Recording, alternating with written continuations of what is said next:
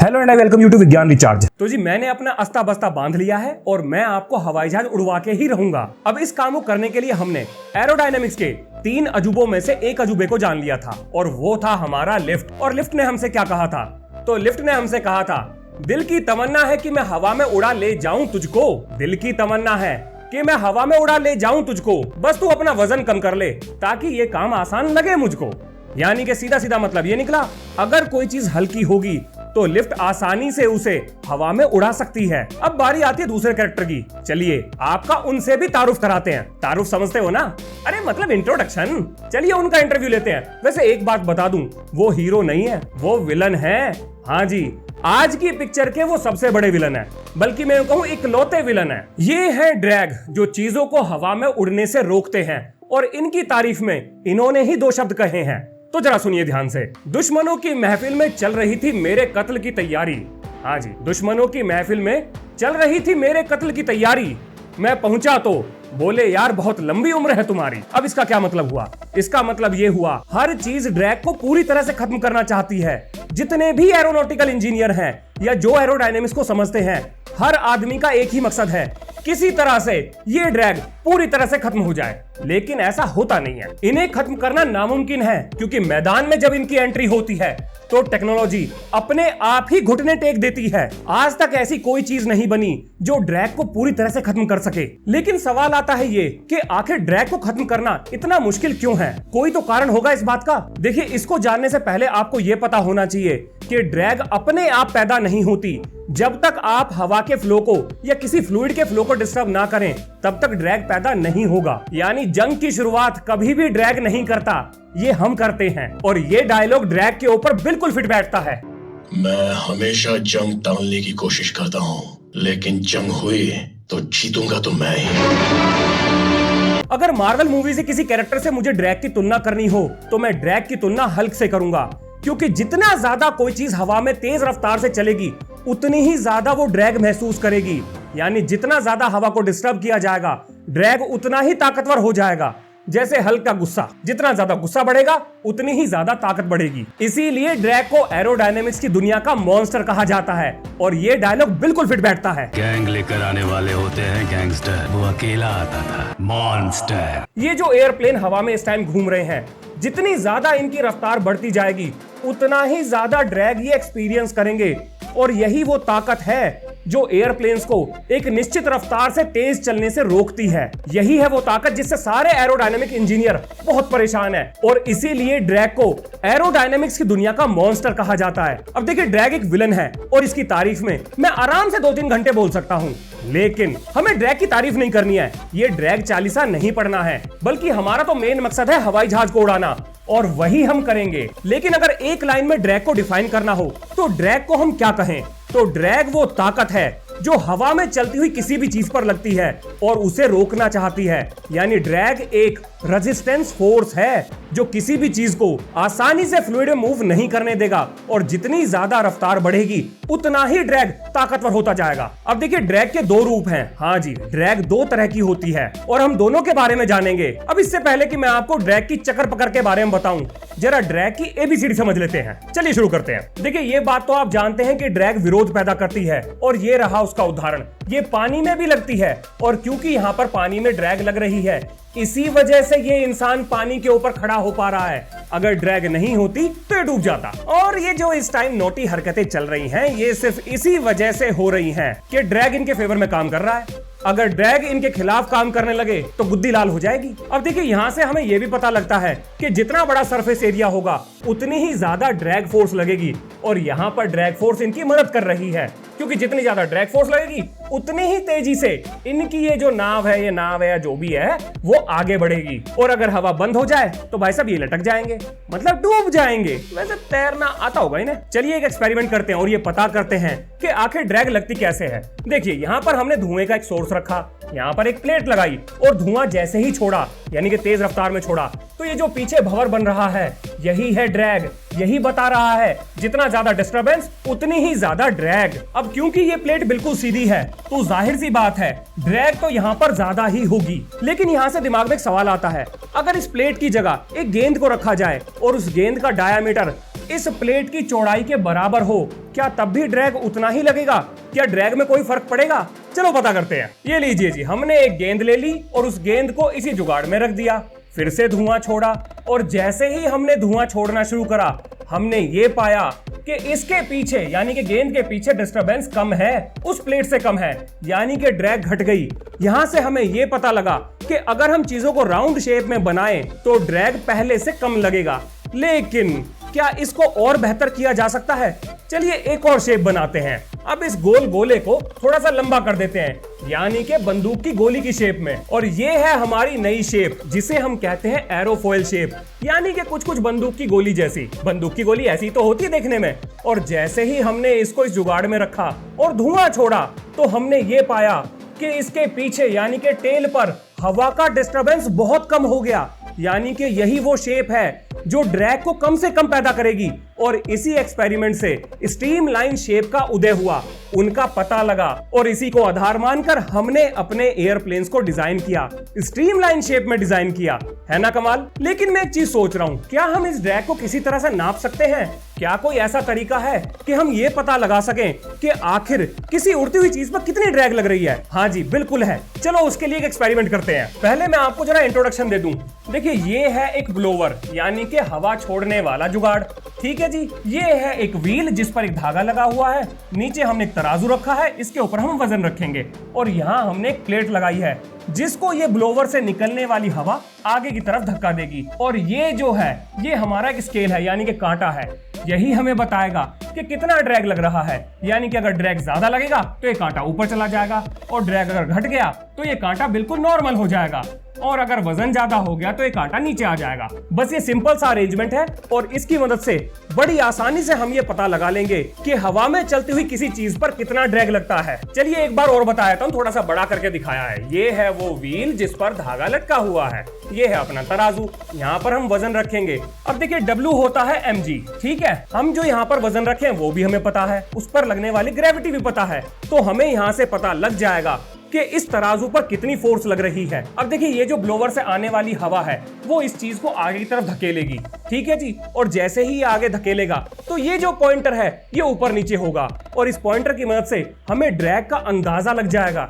यानी कि हम एक्चुअल में मेजर कर पाएंगे कि हवा में रखी हुई अलग अलग शेप पर कितनी ड्रैग लगती है।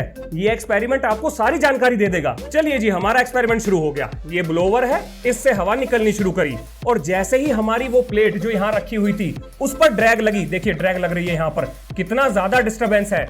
और जैसे ही ड्रैग लगी, ऊपर सुई चली गई। अब हमने एक एक करके यहाँ पर वजन रखना शुरू करा, और जैसे जैसे हम वजन बढ़ाते गए, देखिए अब ये सुई धीरे धीरे नीचे आनी शुरू कर रही है।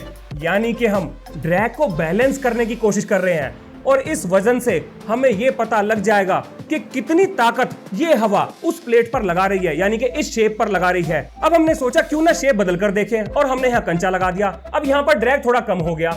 हमने एक एक करके वजन को उतारना शुरू करा। वजन जितना पहले वाली शेप का था उतना ही था, लेकिन हमने कम किया। देखिए, पहले ये सुई नीचे थी, और जैसे ही हमने वजन को कम करना शुरू करा, ये वापस जाके अपने इंडिकेटर से टच हो गई। यहाँ से हमें ये पता लगा कि अगर हम राउंड शेप का इस्तेमाल करें तो ड्रैग की वैल्यू घटती है, रियलिटी में घटती है। अब हमने लास्ट शेप का इस्तेमाल करा, यानी कि एयरफॉइल शेप का इस्तेमाल करा, यानी कि जो बंदूक की गोली की शेप होती है। हमने यहाँ पर लगाया, ब्लोवर से हवा छोड़ी, तो हमने ये पाया कि ड्रैग बहुत कम लग रहा है। हाँ जी, ड्रैग की वैल्यू बहुत घट गई, यानी कि ये वजन भी हमें और कम करना पड़ा। और धीरे धीरे करके हमने यहाँ से वजन को उतारना शुरू करा ताकि ये सुई नीचे से ऊपर चली जाए। यानी कि यही वो शेप है जिससे आइडिया लेकर हमने अपने एयरप्लेन्स को डिजाइन किया, यानी कि परफेक्ट एयरफॉइल शेप। चलिए अब अपना एयरप्लेन डिजाइन करते हैं। देखिए, ये वो गोली की शेप है। अब हमने इसमें थोड़ा सा बदलाव किया, यहाँ से थोड़ा सा ऊपर उठाया। ठीक है जी, यहाँ पर इंजन लगाया, ये पंख लगा दिए, पीछे टेल लगा दी, और नीचे जो है लैंडिंग का जुगाड़ लगा दिया, साइड में इंजन लगा दिए। ये वो सारा तामझाम है जो मिलकर एक प्लेन को बनाता है, और ये प्लेन पूरी तरह से एयरफॉइल शेप पे डिजाइन किया गया है, तभी तो ये उड़ पाएगा। अब देखिए, इस वीडियो के बीच में मैंने आपको दो तरह की ड्रैग के बारे में बताया था। तो पहली ड्रैग तो थी पैरासिटिक ड्रैग। ये वो ड्रैग है जिसमें एयरप्लेन को लिफ्ट देने वाली किसी भी चीज का कोई रोल नहीं, ये लगेगी ही लगेगी। अब आप ये देखिए, एयरप्लेन की बॉडी, इसका लिफ्ट से कोई लेना देना नहीं। एयरप्लेन के इंजन की शेप, इसका लिफ्ट से कोई लेना देना नहीं।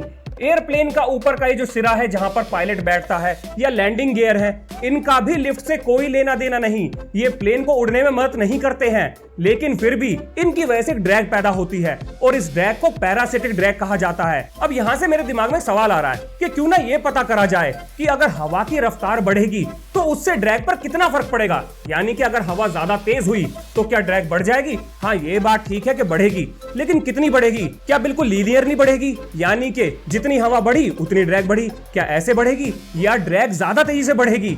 आइए पता करते हैं। तो जैसे ही हमने पहले नंबर पर हवा को करा, यानी कि ब्लोअर की रफ्तार को 1 पे रखा, तो आप देख पा रहे हैं कि ड्रैग बढ़ गई। अब यहाँ पर हमने वजन रखा ताकि ये ड्रैग बैलेंस हो जाए।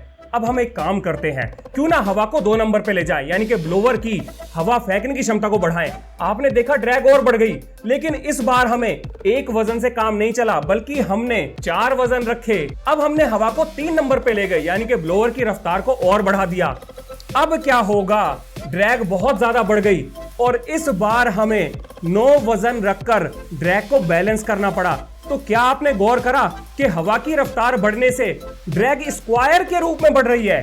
यानी कि जब हवा की रफ्तार 1 थी तो ड्रैग 1 था, लेकिन जब हवा की रफ्तार 2 हो गई तो ड्रैग 4 हो गया, यानी कि स्क्वायर हो गया। जब हवा की रफ्तार 3 थी तो ड्रैग 9 हो गया, यानी कि 3 का स्क्वायर हो गया। यानी कि जैसे जैसे हवा की रफ्तार बढ़ेगी, या मैं यूं कहूं कि कोई चीज जैसे जैसे हवा में जितनी तेज रफ्तार से चलने की कोशिश करेगी, उस पर लगने वाला ड्रैग उतना ही बढ़ता जाएगा। और ये है वो ग्राफ जो कि हमें रफ्तार और ड्रैग के बारे में बहुत अच्छे से आइडिया देता है।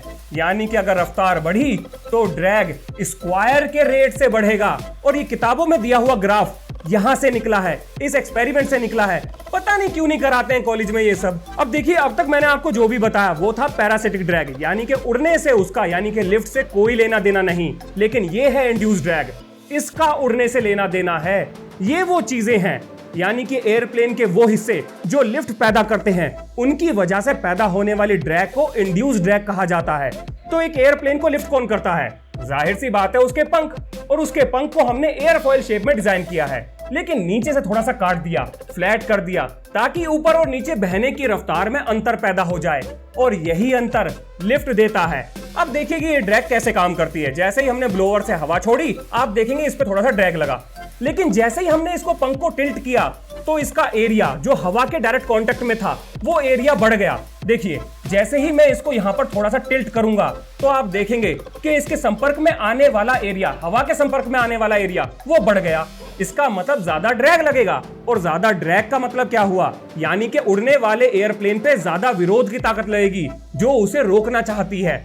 अब यहाँ पर आप ये भी देख सकते हैं कि ऊपर हवा की गति तेज है, नीचे कम है। इसका मतलब ऊपर प्रेशर कम है, नीचे प्रेशर ज्यादा है, इसीलिए तो हमें लिफ्ट मिलती है। अब जब भी एयरप्लेन को आराम से उड़ना होगा तो वो थोड़ा टेढ़ा रहेगा इस तरह से, ताकि ज्यादा से ज्यादा हवा टकराए और उसकी गति भी कम होगी और वो लैंड भी आराम से कर जाएगा।